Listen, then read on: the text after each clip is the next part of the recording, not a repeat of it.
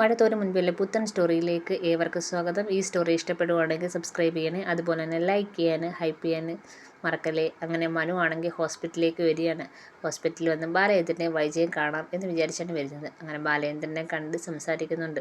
അപ്പം ബാലചന്ദ്രൻ പറയുന്നുണ്ട്, എന്ത് പോയാലും അവന് ജാമ്യം കിട്ടത്തില്ലെന്ന് എനിക്ക് നേരത്തെ ഉറപ്പായിരുന്നു. ഞാൻ കാര്യങ്ങളൊന്നും അറിയണ്ടെന്ന് വിചാരിച്ച് അലീന എൻ്റെ ഫോൺ കൊണ്ടുപോയായിരുന്നു.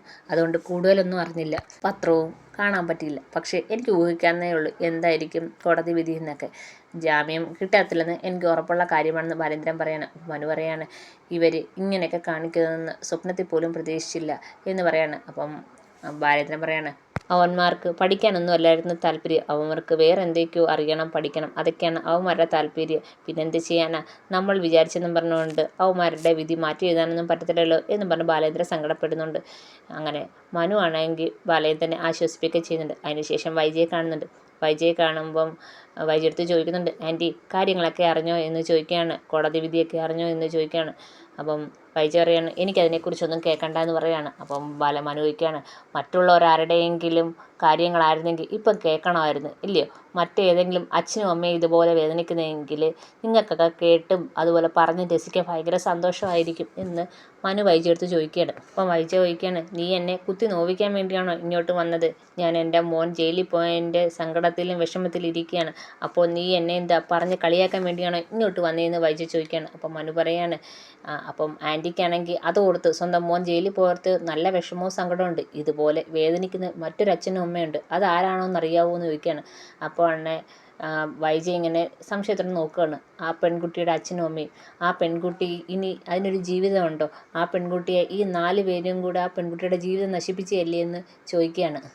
ആൻറ്റിക്കോ എൻ്റെ അച്ഛനോ കൊല്ലപ്പള്ളിക്കാർക്കോ ആ കുട്ടിയുടെ ജീവിതം ഇനി തിരിച്ചു കൊടുക്കാൻ പറ്റുമോ എന്ന് ചോദിക്കുകയാണ്. പറ്റത്തില്ല, അത് എല്ലാവർക്കും അറിയാം. അന്നേരമാണ് സ്വന്തം മോൻ്റെ വിധിയോർത്ത് വിഷമിക്കുന്നതെന്ന് പറയുന്നത്.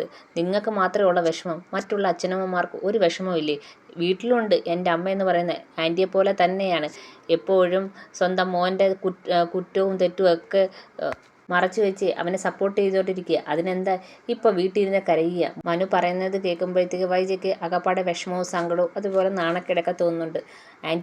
ആൻറ്റി എപ്പോഴും ആലോചിക്കണം, അലീനയും കുറ്റവും പറഞ്ഞ് അവളുടെ പുറകെ നടക്കുന്ന സമയം കൊണ്ട് സ്വന്തം മക്കളെ നന്നായിട്ട് വളർത്തിയായിരുന്നെങ്കിലോ അല്ലെങ്കിൽ സ്വന്തം മക്കളുടെ പോക്ക് നോക്കിയായിരുന്നെങ്കിൽ ഇങ്ങനൊന്നും സംഭവിക്കത്തില്ലായിരുന്നു എന്ന് പറയാണ്.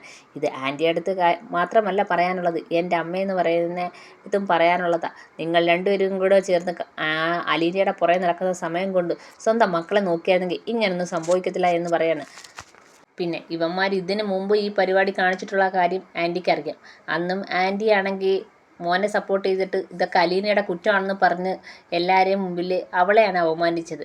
ഇപ്പം മനസ്സിലായല്ലോ അലീനയുടെ കുറ്റമായിരുന്നോ മോൻ്റെ കുറ്റമായിരുന്നോ എന്ന്. അതുപോലെ തന്നെ മറ്റൊരു പെണ്ണിനോട് ഈ പ്രവൃത്തി ചെയ്തപ്പം ജയിലുമായി എന്ന് മനു ആണെങ്കിൽ വൈജയെടുത്ത് പറയുകയാണ്. നീ എന്തിനാടാ ഇപ്പം ഇങ്ങോട്ട് വന്ന്, എൻ്റെ സമാധാനം കളയാനാണോ? അതിനാണെങ്കിൽ നീ ഇങ്ങോട്ട് വരണ്ടെന്ന് പറയണം. അപ്പോൾ മനു പറയാണ്, ഞാൻ ആൻറ്റിയുടെ സമാധാനം ഒന്നും കളയാൻ പോകുന്നില്ല, ഞാൻ അങ്ങ് പോവുകയാണ്, ഞാൻ അങ്ങളെ കാണാൻ വന്നതാണ്, അന്നേരം ആൻറ്റിയും കൂടെ കണ്ടിട്ട് പോകാമെന്ന് പറഞ്ഞ് വന്നതാണ്, കാര്യങ്ങളൊക്കെ ആൻറ്റി അടുത്ത് പറഞ്ഞതേ ഉള്ളൂ എന്നും പറഞ്ഞ് മനു അങ്ങ് പോവുകയാണ്. മനു അങ്ങ് പോകുമ്പോഴത്തേക്ക് സങ്കടത്തോടെ വൈജ ഇങ്ങനെ സങ്കടപ്പെട്ടിരിക്കുകയാണ്. എന്നിട്ടാണെങ്കിൽ നേരെ കോൾ ചെയ്യുകയാണ്. ബബിതയാണ് വിളിക്കുന്നത്. ബബിതയാണെങ്കിൽ 24 മണിക്കൂർ ഫോണും കൊണ്ട് കാമുകനെയും വിളിച്ച് ഇങ്ങനെ നടക്കുകയാണ്. അപ്പോൾ ബബിതയെ വിളിച്ചിട്ട് കാര്യങ്ങളൊക്കെ ചോദിക്കുന്നുണ്ട്. വീട്ടിൽ ആരൊക്കെയുണ്ട്, എന്താണ്, നിങ്ങൾ എവിടെയാണെന്നൊക്കെ ചോദിക്കുന്നുണ്ട്. അപ്പോൾ വീട്ടിലാണ്, അവിടെ അലീനയും കൃഷ്ണമോളും ഉണ്ട്. മാത്രമല്ല ഗോവർദ്ധനങ്ങളും സുലോചന ആൻറ്റിയും വന്ന കാര്യവും ബബിത പറയുന്നുണ്ട്. അപ്പം അവരൊക്കെ വന്നോ, അവരൊക്കെ അവിടെ സ്ഥിരതാമസമാക്കി തുടങ്ങിയോ എന്ന് വൈജ ചോദിക്കുകയാണ്. എന്തായാലും ഗോവർദ്ധനങ്ങളില്ല, സുലോചന ആൻറ്റി ഉണ്ടെന്ന് പറയുകയാണ്. അപ്പം ബബിത ചോദിക്കുന്നുണ്ട്, എന്തായി അമ്മേ, രോഹിയേട്ടൻ്റെ കാര്യം എന്തായി? എന്താവാനാ, നീ അറിഞ്ഞില്ലയോ? ഗോവർദ്ധന അങ്കിൾ പറയുന്ന കേട്ട് രോഹിയേട്ടന് ജാമ്യം കിട്ടിയില്ലെന്ന്. ജാമ്യം കിട്ടിയില്ല, അവൻ ഇപ്പോൾ ജയിലിലാണ്, അവൻ്റെ ഭാവി നശിച്ചില്ലേ, അവൻ ഇനി കോളേജിൽ പോകാൻ പറ്റുമോ, അവൻ ഇനി പഠിക്കാൻ പറ്റുമോ, അവൻ്റെ ഭാവി എല്ലാം നശിച്ച്, എന്ത് പറയാനാ, ഇനി അവനൊരു ജീവിതമില്ലെന്ന് വൈജ ബബിതയെടുത്ത് പറയാണ്. ഇതിനെല്ലാം കാരണം അലീനയാണ്. അലീന ആ വീട്ടിലേക്ക് വരുന്നതിന് മുമ്പ് നമ്മൾ എന്ത് സമാധാനത്തോടെയാണ് കഴിഞ്ഞു പോയിരുന്നത്, ഒരു പ്രശ്നവുമില്ല, എല്ലാവരും നന്നായിട്ടാണ് പോയിക്കൊണ്ടിരുന്നത്. അവൾ വന്ന് ആ വീട്ടിൽ കയറിയതിന് ശേഷം എല്ലാത്തിൻ്റെയും സമാധാനം പോയി എന്ന് പറയുകയാണ്. അപ്പോൾ ബബിത പറയാണ്, അമ്മ പറഞ്ഞ ശരിയാണ്, അതുവരെ ഒരു പ്രശ്നമില്ലാതെ നമ്മൾ സന്തോഷമായിട്ട് കഴിച്ചുകൊണ്ടിരുന്നതാണ്, അവൾ എന്നാ ഈ വീട്ടിലേക്ക് വന്ന് അന്ന് മുതൽ നമ്മുടെ എല്ലാവരുടെയും സമാധാനം പോയെന്ന് ബബിതയും പറയുന്നുണ്ട്. അവൾ ഒറ്റയൊരുത്തിയാണ് ഇതിനെല്ലാം കാരണമെന്ന് വൈജ വീണ്ടും പറയാണ്. ഇനി അതൊന്നും പറഞ്ഞിട്ട് കാര്യമില്ല. രോഹിയുടെ ജീവിതം പോയി, അവൻ ജയിലിൽ പോയി. ഇനി തെളിവെടുപ്പും ഇനി കോടതി വിധിയും ജയിൽവാസവും ഒക്കെ ആയിട്ട് അവൻ്റെ ജീവിതം അങ്ങനെ പോകുമെന്നും പറഞ്ഞ് സങ്കടപ്പെടുകയാണ് വൈജ. പിന്നെ ഇനി അവന് പുറത്തിറങ്ങാൻ പറ്റത്തില്ല. പത്രത്തിലും TV ചാനലിലും എല്ലാം അവൻ്റെ ഫോട്ടോ വന്നല്ലോ. അതുകൊണ്ട് എവിടെ പോയാലും അവനെ തിരിച്ചറിയുമെന്ന് പറയുകയാണ്.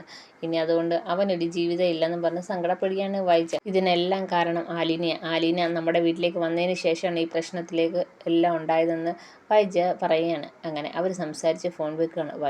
അപ്പോഴും വൈജയാണെങ്കിൽ അലീനയെ കുറ്റപ്പെടുത്തിക്കൊണ്ടിരിക്കുകയാണ്.